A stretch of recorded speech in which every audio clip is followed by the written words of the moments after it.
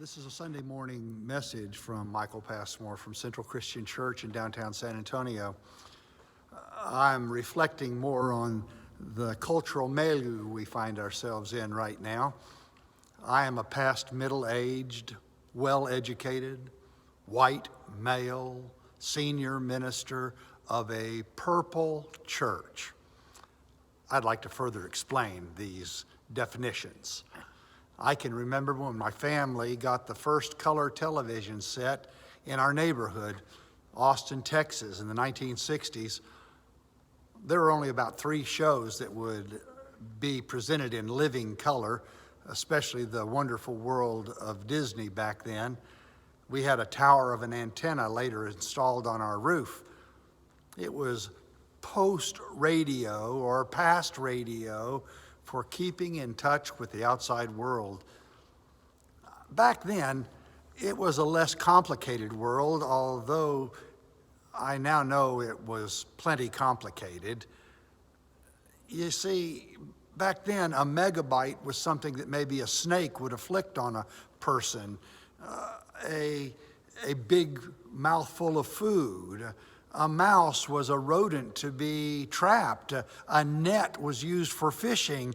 The only web was made by spiders at night. Times have changed. We have moved into the information age. I remember a father who complained, I have a cell phone, a Bluetooth, email, voicemail, messaging, and my children still tell me I am out of touch. We can drown in information, and we still long for communication. The average American spends 4 hours watching TV every day, 3 hours and 22 minutes on social media, including their cell phones. That's 1/3 of your life. You should sleep about 1/3 of your life, so 2/3 of your life is all.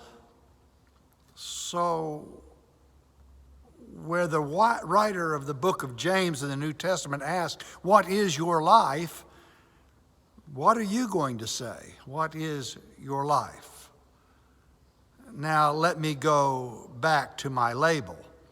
Past middle-aged, I don't know very many people who are 130 years old.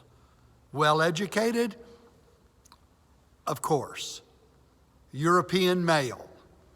Senior minister, purple church. What is a purple church? We at Central Christian Church in downtown San Antonio are a purple church.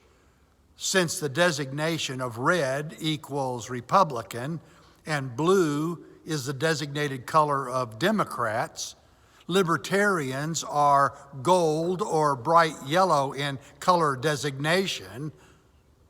So the events of this past year have so deeply divided our land into colored states, and depending on your political affiliation, family relationships, church relationships have all been affected by color designations. Now, let me skip to today. In 1890, the Sherman Antitrust Act was passed.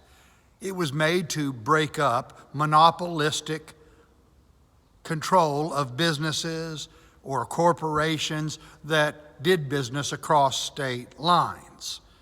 Opponents said there's no such thing as a monopoly. You can always, in today's nomenclature, change the channel. But fairness proponents said, oh really?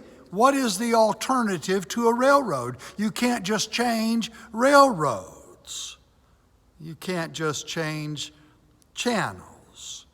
So individuals in a purple church, in a purple society, can think and even share their thoughts, but they should not have the right to cancel another person's ability to speak or think or share.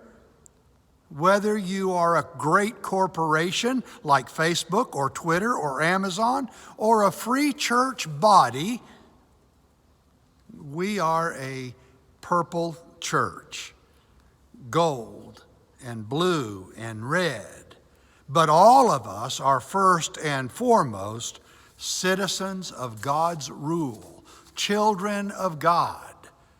Let us never be anything but united in Jesus Christ. Thank you for letting me share with you.